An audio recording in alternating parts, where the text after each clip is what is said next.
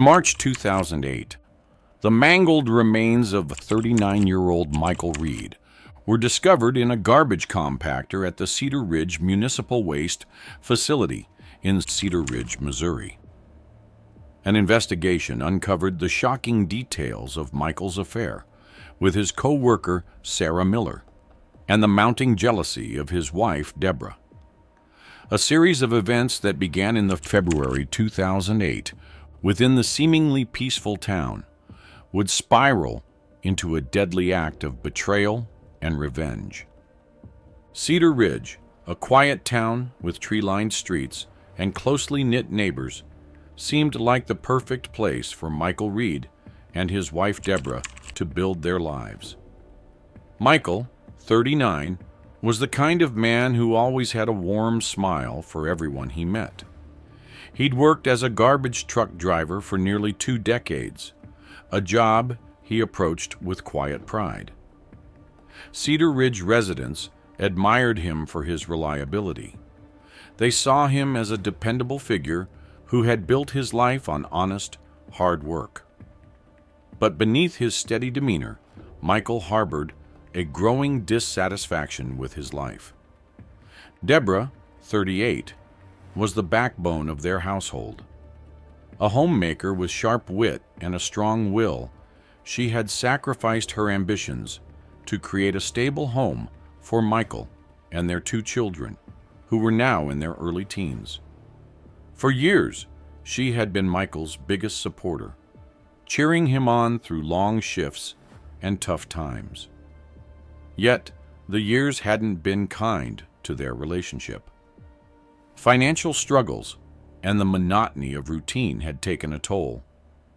Their conversations often turned into arguments about bills, their children's future, or the increasingly distant looks Michael would give her at the dinner table. By 2007, their marriage had grown stale. Michael began staying out later than usual, claiming his shifts were running longer. Debra dismissed her suspicions at first, chalking it up to the stress of their circumstances. She clung to the memory of the man she had married, believing that whatever was driving a wedge between them would pass. But as the months wore on, Debra noticed changes in Michael, small but unmistakable. He started taking better care of his appearance, shaving every morning and dabbing on cologne before work. He even bought a new watch, something he hadn't done in years. Enter Sarah Miller. At 31 years old, Sarah was fresh-faced, vivacious, and full of energy. A stark contrast to the exhausted workers she joined on the garbage collection crew. Sarah had moved to Cedar Ridge just a few months earlier, looking for a fresh start after a messy divorce. She brought with her an infectious laugh and a knack for charming those around her. Her co-workers quickly took to her, especially Michael. Their connection began innocently enough. Sharing coffee before their shifts, swapping jokes to pass the time, and complaining about the early mornings became part of their routine. But as the weeks went by, those conversations deepened. Sarah confided in Michael about her struggles, the heartbreak of her divorce, her loneliness in a new town, and her dreams of starting over. Michael, feeling increasingly unappreciated at home, found her attention intoxicating. By December 2007, their bond had crossed a line. It started with lingering glances, and Sarah playfully touching Michael's arm as they talked. Soon, those small moments turned into stolen hours after their shifts, spent at Sarah's modest apartment on the outskirts of town. They convinced themselves that their relationship wasn't hurting anyone, that it was just an escape from their respective hardships. Debra began noticing more and more inconsistencies. Michael's explanations for his absences became vague and dismissive. He started guarding his phone, something he had never done before. When she asked him about his behavior, Michael would brush her off, accusing her of imagining things. Still, Debra's intuition told her something was wrong. Everything came to a head on the February 14th, 2008, Valentine's Day. Debra had spent the morning tidying up their modest home and preparing a simple dinner, hoping to reignite a spark between them. While folding laundry, she discovered a small, heart-shaped locket tucked into Michael's work jacket. It was shiny and new, and engraved with the words 2S. Debra's heart sank as the realization hit her. This wasn't hers, nor did it belong to their teenage daughter. It was clear evidence of something she had long feared. Rather than confront Michael immediately, Debra decided to investigate. Over the next few days, she began piecing together his life outside their home. She checked his call logs and found frequent calls to an unfamiliar number. She even followed him one evening after his shift, watching from a distance as he stopped at a local diner with Sarah, laughing and leaning in closer than a married man should. By February 20th, 2008, Debra had enough proof to confirm her suspicions. But instead of confronting Michael, she let her anger simmer, choosing to observe him closely. Michael, unaware of her discovery, continued his double life. At home, he played the role of a hard-working husband, but his thoughts were consumed by Sarah. They talked about running away together, escaping Cedar Ridge, and starting fresh somewhere far away. To Michael, Sarah was everything he thought was missing from his life, a chance to feel young and desired again. Debra, however, was no fool. She started noticing subtle changes in Sarah too.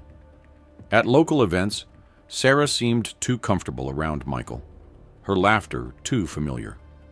Debra's sharp eyes took it all in, every interaction feeding her growing rage. She had always been a practical woman, one who prided herself on keeping her family together.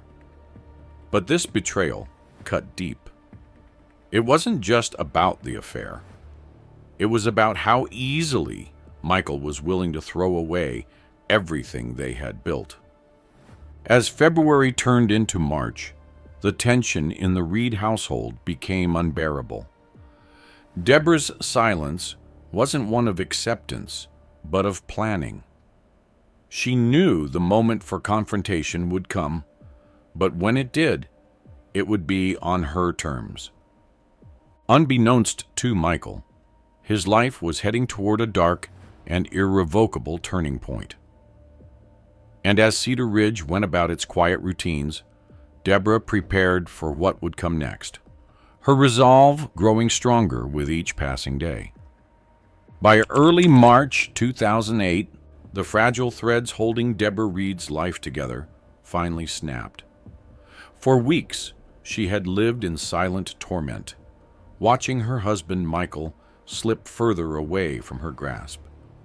The proof of his betrayal, a collection of text messages, photos, and that locket she had found on Valentine's Day, was a constant reminder of the man he no longer was.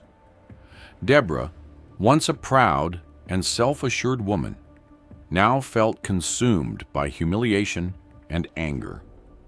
She had dedicated herself to Michael and their family for 15 years, only to find herself discarded like yesterday's trash. Her discovery of the affair had ignited something dark within her. At first, Debra had hoped Michael would realize his mistake and return to her, begging for forgiveness. But as the days passed, her hopes turned to fury. Watching him act as though nothing was wrong, smiling and carrying on, was like a knife twisting in her chest. Every morning when he left for work, she would seethe, picturing him laughing with Sarah. Debra's children, sensing the tension in the house, kept their distance. The once warm and lively home had grown cold and quiet. In her solitude, Debra's thoughts turned darker. She began reliving every fight, every time Michael had dismissed her concerns, every lie he had told. The anger built into a pressure she could no longer contain. On March 3rd, 2008, the dam broke. Debra waited for Michael in the kitchen, armed with the evidence she had collected. When he walked in, she wasted no time confronting him. The tension that had been simmering for weeks erupted into an explosive argument. Debra's voice shook with rage as she laid bare her accusations. Michael, caught off guard, tried to deflect, but Debra's evidence was undeniable. The argument escalated until Michael, frustrated and cornered, grabbed his coat and stormed out of the house. As the door slammed behind him, Debra stood in the kitchen, shaking with a mixture of fury and despair. Her thoughts spiraled into dangerous territory. Michael's betrayal wasn't just a wound to her pride. It felt like a complete erasure of everything she had sacrificed for him. In her mind, his affair wasn't just an act of selfishness. It was a rejection of the life they had built together. That night, Debra made a chilling decision. If Michael wanted to live a new life, he wouldn't live at all. The morning of March 6th, 2008, began unremarkably. Michael left for his shift as usual, seemingly unaware of the storm brewing in Debra's mind. It was a clear, crisp day in Cedar Ridge, and the hum of garbage trucks echoed through the streets as residents went about their routines. Michael and Sarah, oblivious to the danger lurking nearby, started their garbage route. They chatted and laughed, their camaraderie as natural as ever. Debra, however, was anything but calm. She had spent the past few days meticulously planning her revenge. She knew Michael's route and schedule by heart, thanks to years of hearing him talk about his work. Armed with a tire iron she had taken from the garage, Debra climbed into her car and drove to a secluded stretch of their route. She parked at a distance, waiting for the perfect moment. Around 8:30 a.m., Michael and Sarah's truck stopped to clear a jam in the compactor. Michael stepped out to investigate, his back turned to the road. Debra seized her opportunity. Gripping the tire iron tightly, she approached with a determination that felt both terrifying and liberating. In her mind, this was justice, not just for the affair, but for all the ways Michael had made her feel small and insignificant.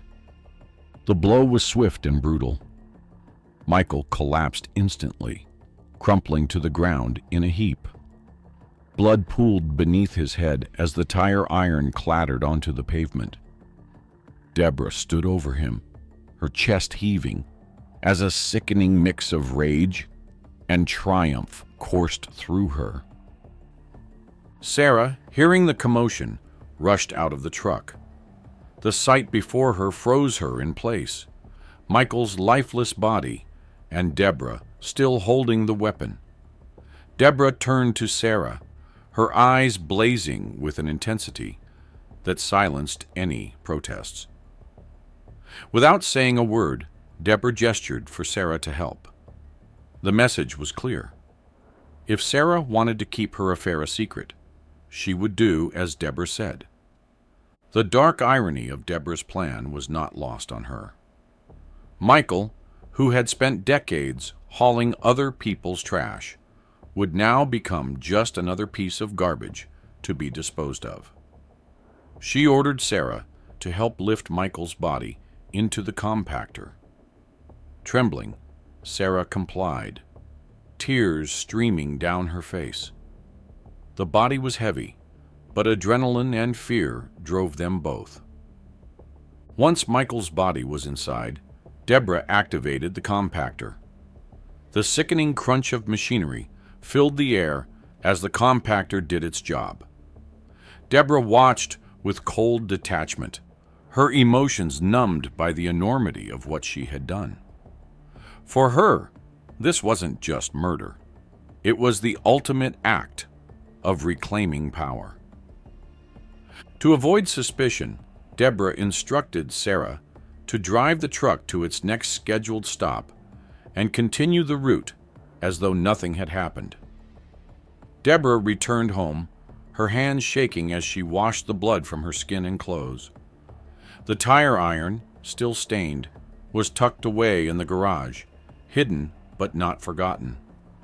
For the residents of Cedar Ridge, it was just another Thursday. But for Debra, it was the day she had taken control of her life in the most horrific way imaginable. The morning of March 7th, 2008, began like any other for the sanitation workers at the Cedar Ridge Municipal Waste Facility. The air was thick with the sour stench of garbage as trucks arrived to unload their hauls. Among the workers was 54-year-old Tony Vega, a quiet man who had been working at the facility for over 20 years. That day, Tony was tasked with performing routine maintenance on one of the compactors, a job he had done hundreds of times before. As he opened the compactor to clear a jam, Tony's heart sank. Among the usual refuse, something caught his eye, something that shouldn't have been there. It was a dark mass tangled with shredded garbage bags and streaked with blood. At first he thought it was an animal, but as he looked closer, he realized the horrifying truth. The mangled remains of a man lay amidst the trash. Panic spread quickly through the facility as workers gathered, their murmurs mixing with the hum of machinery. The foreman immediately called the Cedar Ridge Police Department, and within an hour, the area was cordoned off, with officers swarming the site. The gruesome discovery shocked the small town, and whispers of foul play began to circulate.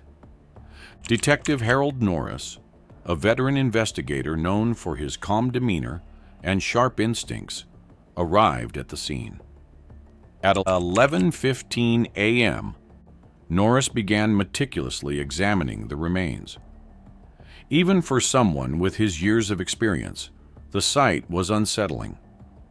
The victim's body showed signs of blunt force trauma, and the compactor had obscured many identifying features.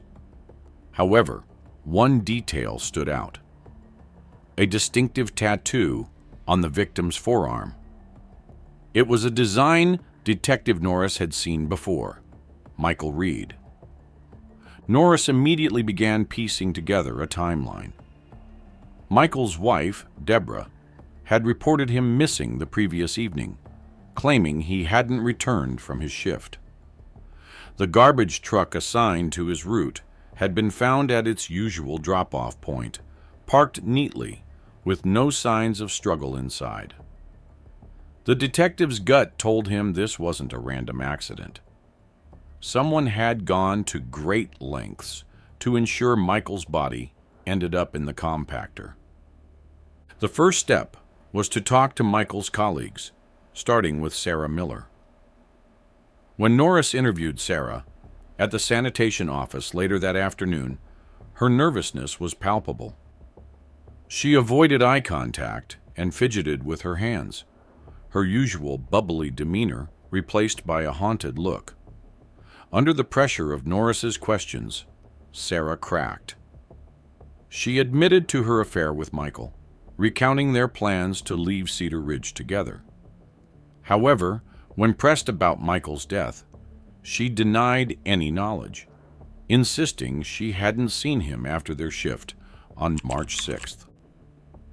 Despite her denials, Norris noted the tremor in her voice and the guilt in her eyes. Sarah was hiding something. As the investigation unfolded, Detective Norris turned his attention to Debra. On the March 9th, he visited the Reed household to speak with her. From the moment he arrived, Norris sensed something was off. Debra greeted him with forced politeness, but her eyes were cold, her movements stiff. She spoke about Michael's disappearance in a detached manner, almost as if she were rehearsing lines. While she claimed to be distraught, her behavior told a different story.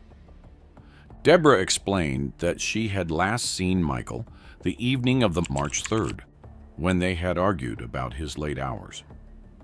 She claimed he left the house after their fight and hadn't returned. Norris noted the inconsistencies in her story. She described the argument in detail, but struggled to recall what Michael was wearing or what time he had left. It was a small detail, but one that didn't sit right with the detective. Over the next week, Norris dug deeper into Debra's background. He spoke with neighbors and acquaintances, piecing together a picture of a woman who had grown increasingly erratic in recent months. One neighbor recalled seeing Debra sitting in her car near Sarah's apartment late at night, while another mentioned hearing heated arguments between Debra and Michael. The pieces began to fall into place. Debra wasn't just a grieving wife. She was a woman consumed by jealousy and rage. On March 15th, Norris obtained surveillance footage from traffic cameras near the sanitation route. The footage, grainy but clear enough, showed Debra's car driving behind Michael's garbage truck on the morning of March 6th. The timestamp, 8:27 a.m., matched the approximate time of Michael's death. It was the break Norris needed. Armed with this evidence, Norris secured a warrant to search Debra's home. On March 20th, the police descended on the modest house. In the basement, they found the damning evidence: a pair of blood-stained gloves, Michael's missing work jacket, and the tire iron Debra had used to strike him. The weapon was unmistakable, its handle still bearing smudges of Michael's blood. Tucked away in a corner of the basement was a box containing photographs and printouts of Sarah's social media pages, each one defaced with angry scribbles and crossed-out faces.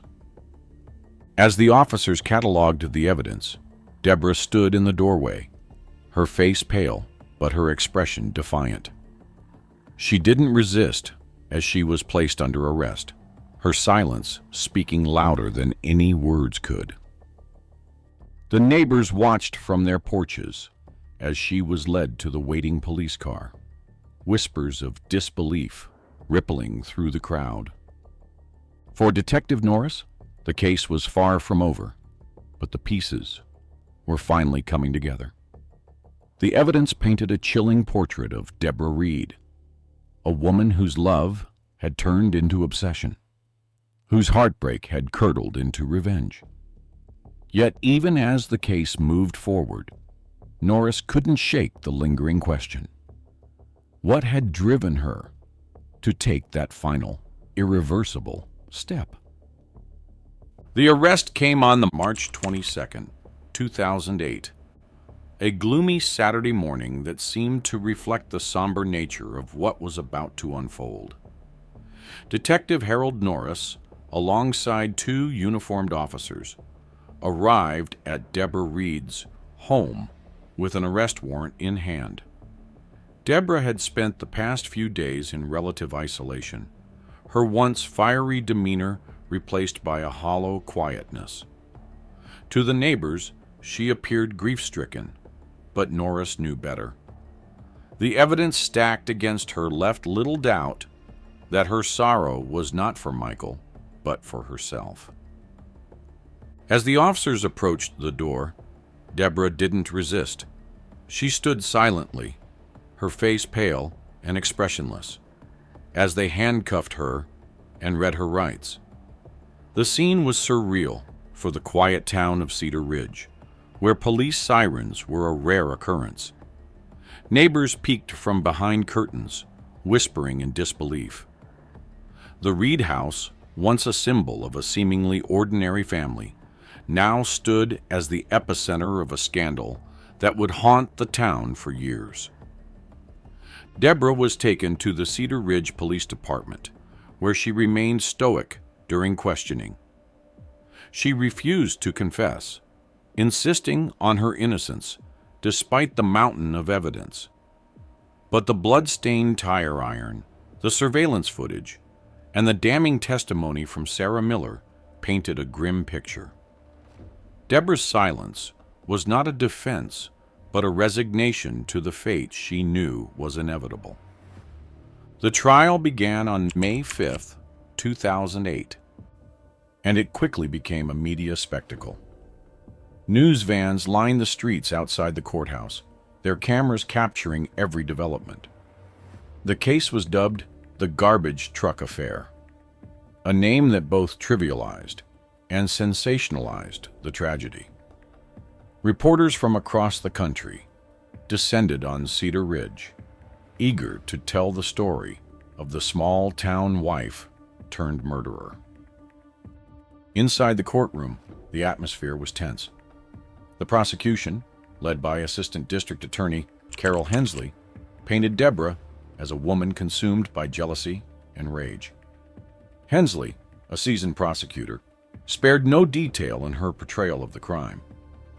She described how Debra had plotted the murder, lying in wait and striking with cold calculation. To the jury, she presented the blood-stained evidence and chilling photographs of the crime scene. Each detail was a reminder of the brutality of Debra's actions. On the defense side was attorney Victor Mendez, a calm and composed lawyer who specialized in high-profile cases. Mendez took a different approach, portraying Debra as a victim of circumstance. He argued that years of emotional neglect and Michael's infidelity had driven her to the edge.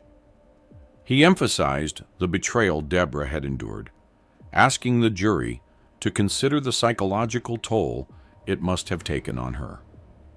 Mendez didn't deny the evidence, but sought to humanize Debra, painting her as a broken woman rather than a cold-blooded killer. Sarah Miller's testimony was the most anticipated moment of the trial. Called to the stand on May 12, 2008, she appeared reluctant, her once vibrant personality subdued. Sarah recounted the events leading to Michael's death, her voice shaking as she described Debra's attack and the aftermath. She admitted to helping dispose of the body, detailing how Debra had threatened her into silence. Her testimony was raw and emotional, leaving the courtroom in stunned silence. Throughout the trial, Michael's family sat in the front row, a mix of grief and anger etched on their faces. His mother, an elderly woman with frail hands that clutched a photograph of her son, struggled to reconcile the image of the man she had raised with the secrets that had been revealed. Michael's siblings, their expressions stoic, attended every session, determined to see justice served. The jury deliberated for only 2 hours on the May 19, 2008, a testament to the overwhelming evidence. When the verdict was announced, guilty of first-degree murder, the courtroom was silent for a moment before whispers rippled through the crowd. Debra sat motionless, her face betraying no emotion, as if the weight of the verdict had already settled on her, long before the words were spoken. On June 2, 2008, Debra Reed was sentenced to life in prison without the possibility of parole. The judge's voice was firm as he delivered the sentence, calling the crime a senseless act of violence born from anger and betrayal. Debra stood silently as the gavel fell, sealing her fate. For Sarah, the end of the trial did not bring peace. Though she was spared criminal charges due to her cooperation with the investigation, the weight of her involvement in Michael's death hung over her like a shadow. Unable to face the whispers and judgment of Cedar Ridge, she left town shortly after the trial. She moved to a distant city, hoping to rebuild her life, but the scars of the past followed her. Every new relationship, every fleeting moment of happiness was tinged with the memory of that fateful day. Michael's family faced their own struggles. While they found solace in the verdict, it did little to ease the pain of losing him. The revelations of his affair and the scandal surrounding his death complicated their grief. They mourned not only the man they had lost, but the image of him that had been forever tarnished. Cedar Ridge, once a sleepy town where everyone knew each other, became infamous for the case. The garbage truck affair became a cautionary tale, a dark story told over coffee and in hushed tones at community gatherings. The Reed House, now empty, stood as a grim reminder of the tragedy that had unfolded within its walls. Debra, now an inmate at a state prison, spent her days in quiet reflection. She rarely spoke to anyone, keeping to herself and avoiding conflict. The woman who once commanded attention in her home was now just another face in the crowd, a stark reminder of how far she had fallen. The echoes of the trial lingered for years, a chilling reminder of how love, betrayal, and rage could converge to shatter lives and leave an indelible mark on a once peaceful town. How far would you go for revenge? Could betrayal push someone over the edge into darkness? As Debra's cell door closed for the last time, Cedar Ridge was left asking, could this happen to anyone? Or was Debra always destined to be a murderer? Don't forget to like and subscribe so you never miss a story as gripping as this one. If you thought this case was wild, wait until you hear about the racist husband's secret affair with his black neighbor that took a deadly turn. Check it out and share your thoughts in the comments below.